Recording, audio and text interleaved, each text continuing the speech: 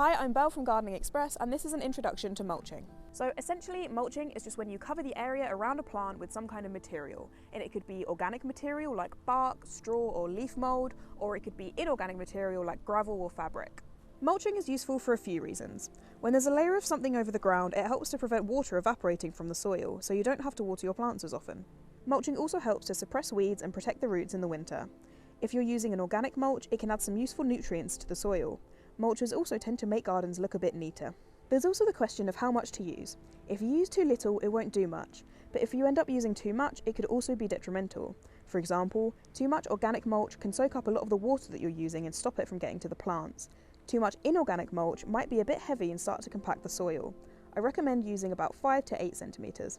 You should mulch your plants in spring or autumn while most plants are dormant. So you can actually make your own mulch by collecting loads of dead leaves and making a layer of about 5 centimetres thick. If you run a lawnmower over this layer, it will shred them up and create leaf mulch. So you can either use that straight away or you can store it with ventilation.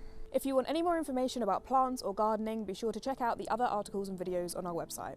Thanks for watching and enjoy your garden.